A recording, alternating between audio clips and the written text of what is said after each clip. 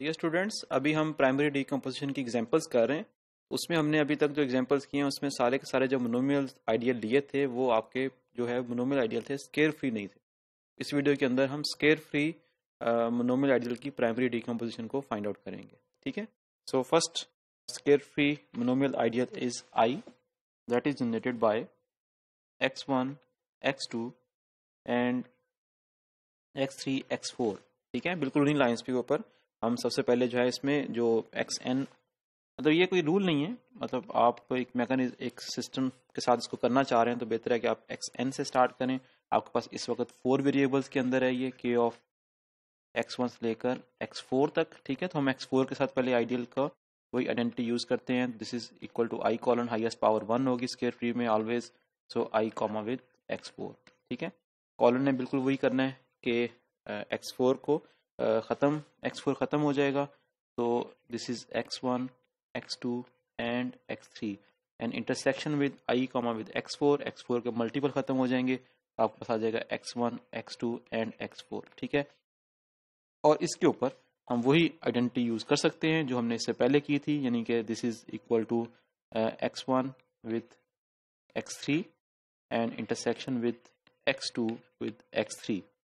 Okay, then we have this big intersection जो कि हम नेक्स्ट के लिए लिख रहे हैं, so that is equal to x1 x4 and intersection with x2 x4। ठीक है, तो सारे के सारे आपके पास जो हैं ये प्राइमरी आइडियल भी हैं। एक्चुअली जब स्केयर फ्री का केस होगा तो स्केयर फ्री के अंदर आपके पास जो आइडियल आएंगे वो कोई सबसेट होगा x1 से लेकर x4 का, और वही हमने बताया हुआ कि बेसिकली प्राइम आइडियल होते हैं। इसी को हमने फेस आइडियल का नाम दिया हुआ है सबसेट वाले को, तो आपके पास जब इंटरसेक्शन लेंगे तो वो इस फॉर्म की होगी।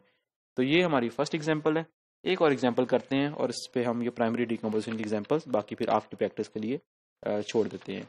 ठीक है, so second example is, in that example we have ideal I is generated by x1 x2 x3, then we have this x1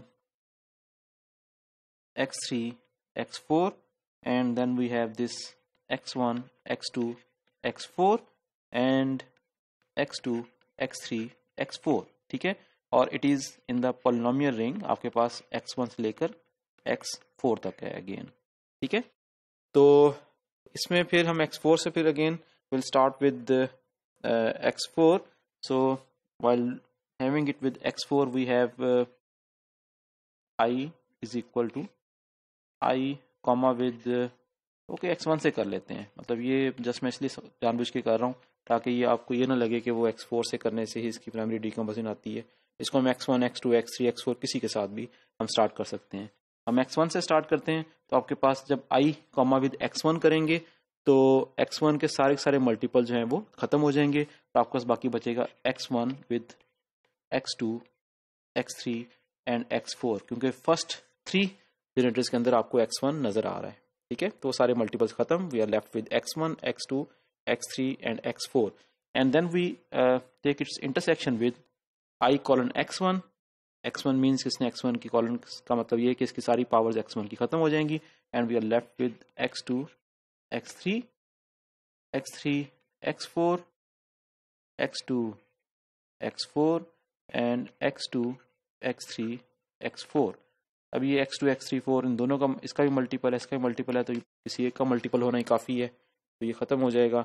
और यहाँ पर आपके पास ये जो फैक्टर बना है इसको मैं अलग से I1 का नाम देता हूँ, और I1 is nothing but I1 is equal to x1 comma with x2 intersection x1 comma x3 and intersection with x1 with x4।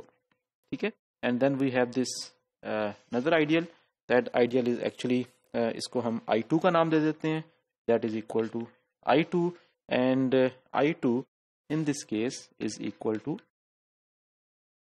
x2 x3 x3 x4 and x2 x4।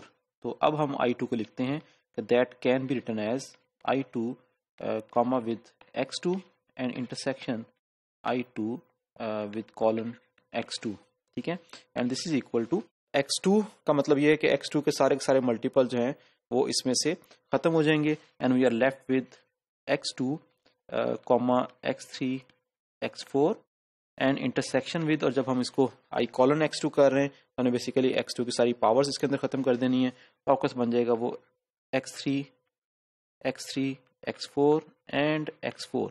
ये x3 x4 यहाँ पे नहीं रहेगा क्योंकि ये x3 x4 का multiple है, और ये जो सेकंड फैक्टर है इसको आपको पता है कि that can be written as x2 with x3 intersection x2 with x4 and intersection ये जो आपके पास बच गया x3 x4। ठीक है, तो ये बेसिकली आपके पास जो आइडियल i है जो कि i1 इंटरसेक्शन i2 की फॉर्म में हमने लिखा था, तो ये इन तीन फैक्टर्स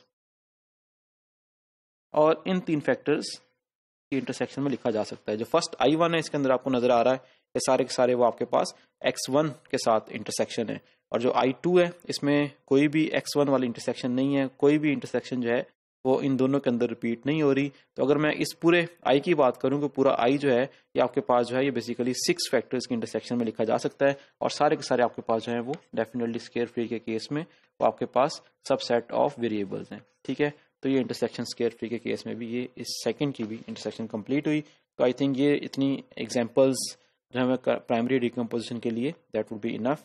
तो इसको आप देखते हुए now you can compute the primary decomposition of a monomial ideal. मैं रिपीट कर दूं कि अभी जो हमने ये सारा प्रोसेस किया है ये सारे का सारा प्रोसेस सिर्फ और सिर्फ मोनोमियल आइडियल के केस में है। हमने मोनोमियल आइडियल की कुछ एग्जांपल्स की हैं, हमने स्क्वायर फ्री की कुछ एग्जांपल्स की हैं, लेकिन इसके अंदर हमें कोई भी जो है पॉलिनोमियल आइडियल है पॉलिनोमियल रिंग के अंदर उसके लिए हमने ये काम नहीं किया। This is only for monomial ideal case.